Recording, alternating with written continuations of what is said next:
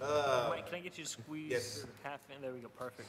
You guys get close. All right, whenever y'all are ready. All righty. So, brothers, what is the best Christian hip hop album? Wow. Just one? The Well, best? give a few of them. It's hard. I know it's hard to pick that one. question, it depends. I mean, So top three. Top three. Top three. Top Top three. of all time. my question is, how long has everyone been following Christian rap? Because I mean, if you came in during that era when cross movement was hot, then you're gonna probably choose the albums from there on. Me, I've been in the hip hop albums since '86. Wow. I was 9 years old. But Was there actually, Christian hip hop consistently, back in '86? yeah. Stephen Wiley had Bible Break. It was the first one 86. ever. I was Was it 9. good? It was horrible. But no, check it out. But I got really serious about the Lord when I turned 15. No, I was 14. And the first album that I really got hip to was SFC, Save Man in the Jungle. That was like, man, that was mine. It just turned my world around.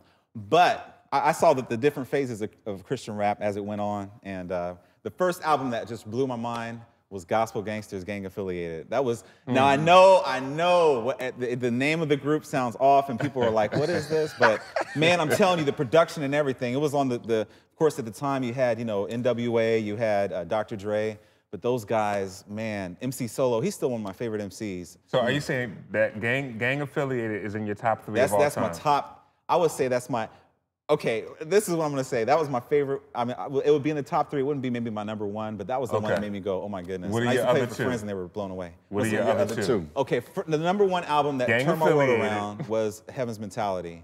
Heaven's Mentality. Yes, and By Cross Brady Movement. and all those cats know that the whole reason why Hazakim came was because of that. I never saw myself doing hip hop, but that album just turned me around, and that album was just ridiculous. So that would be my number one. Gang Affiliated, number two.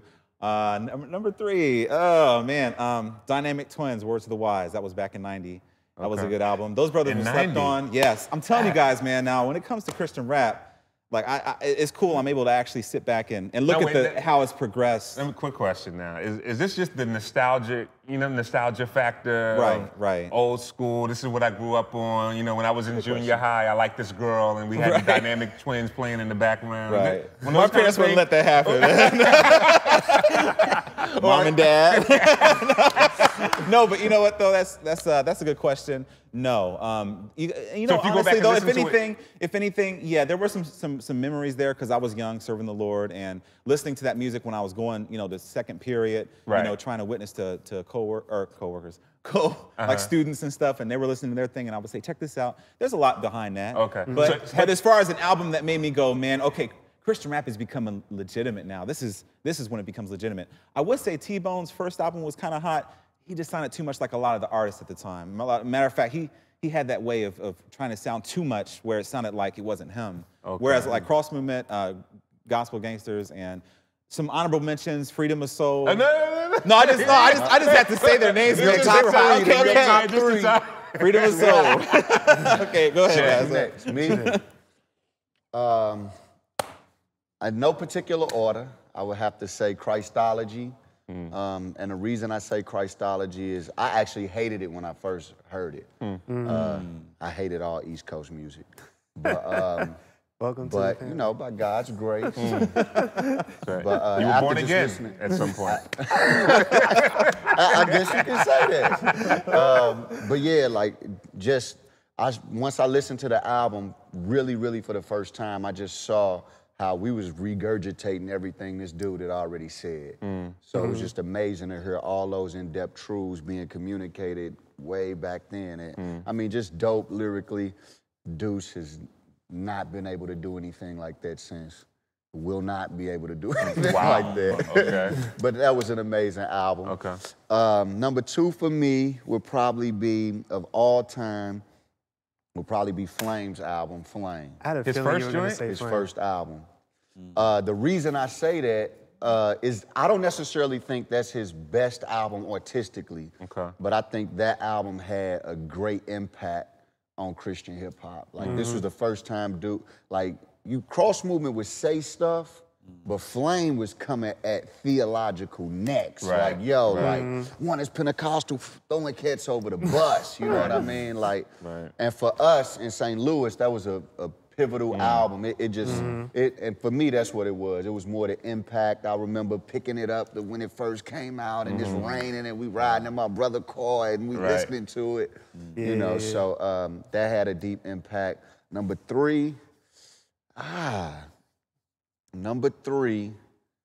would probably be. City Lights. Number three would probably be difficult. Man, number three would probably be of all time.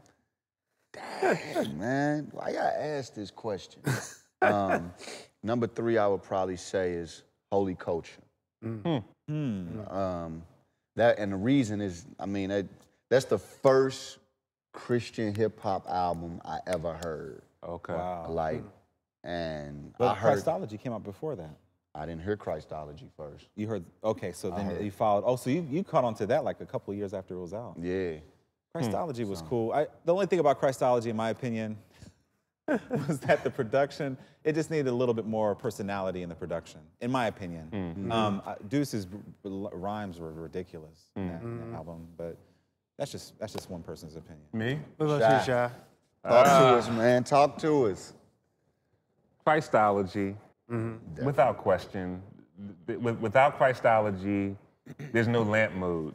There's no a whole bunch of cats without Christ. Like that set a blueprint for what we now know as lyrical theology. You know what I'm saying? Now I know Cross Movement was doing it before, but Christology was the first place where you just had this concentrated theological emphasis on the person of Christ.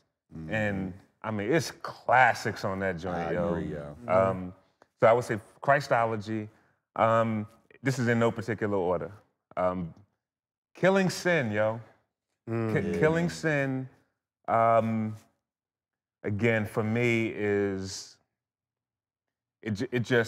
I've never heard anything like Killing Sin before. Both from in terms of the uniqueness of the subject matter, so the idea of what does Christ-centered sanctification look like? Like how do you flesh that out?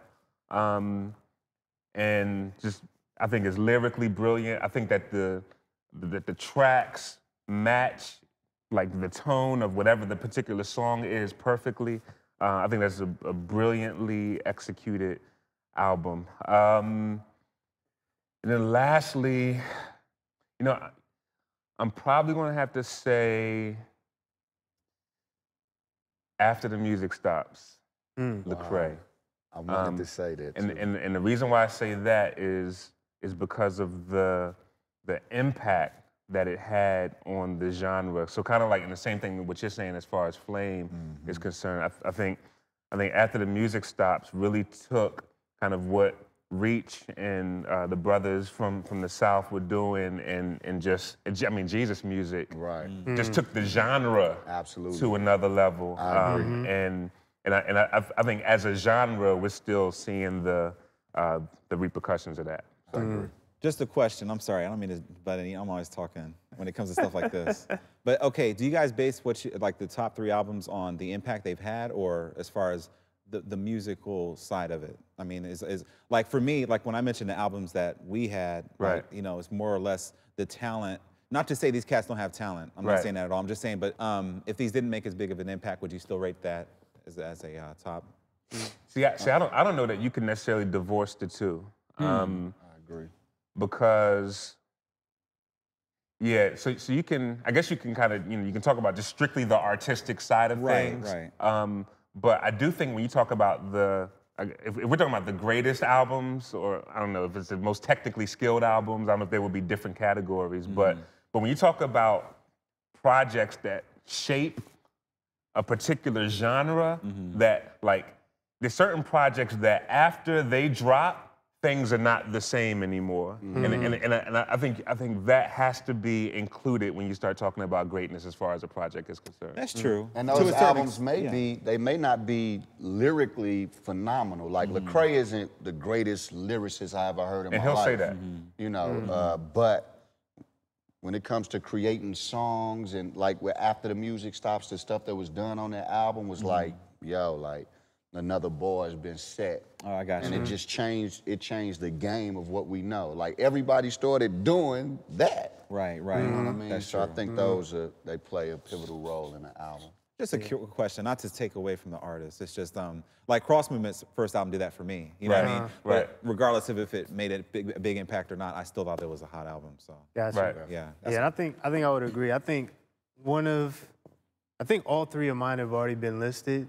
Because it's hard for me to think of albums that I've continually listened to over the past, 10 years since I've been a believer.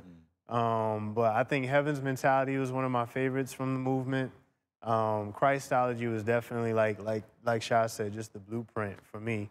And Holy Culture, I would say, just because for me personally, it was a time when I was actually out here and I was a part of what was going on. Wow. And it was just like, for me, it was just a good album overall. Like the movement, they kind of went a little commercial with Heaven's Mentality, and then there was that break, not Heaven's Mentality, but Human Emergency.